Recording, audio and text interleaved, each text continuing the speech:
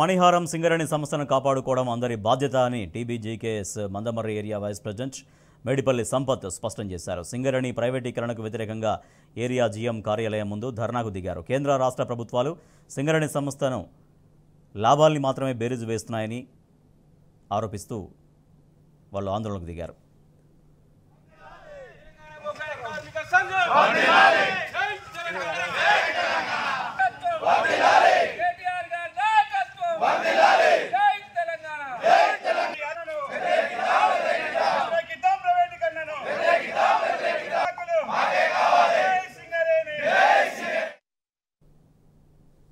ప్రభుత్వం వచ్చిన తర్వాత సింగరేణిలో ఉన్నటువంటి బొగ్గు గనులను ప్రైవేటీకరణకు తెరలేపినటువంటి మోడీ గారి ప్రభుత్వాన్ని ఆనాడు తెలంగాణ ముఖ్యమంత్రి అయినటువంటి కేసీఆర్ గారు వ్యతిరేకిస్తూ మా సింగరేణిని బొగ్గు బావులను మాకే కేటాయించాలని చెప్పి ఆనాడు లేఖ రాసినటువంటి విషయము నా సింగరేణి కార్మిక అన్నలందరికీ తెలిసినటువంటి విషయమే.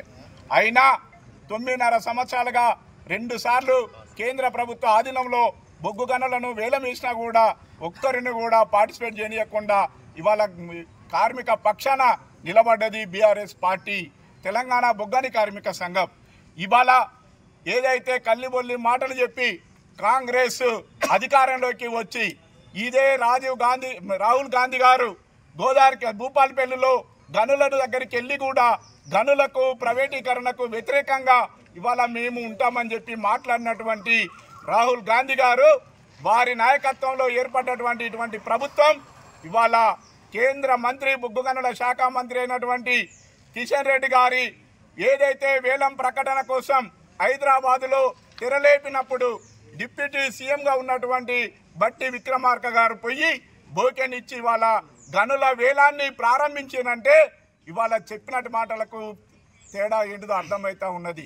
ప్రెసిడెంట్ శ్రీ కేటీఆర్ గారి సూచనల మేరకు దశలవారీ పోరాటాల్లో భాగంగా మా సింగరేణి గనులను మాకు బేసరిగా కేంద్ర ప్రభుత్వం వేలం లేకుండా కేటాయించాలని డిమాండ్ చేస్తూ ఇవాళ 3వ తారీఖు నాడు నల్లబాటు జిల్లాతో నిరసన కార్యక్రమాన్ని చేసుకోవడం జరిగింది.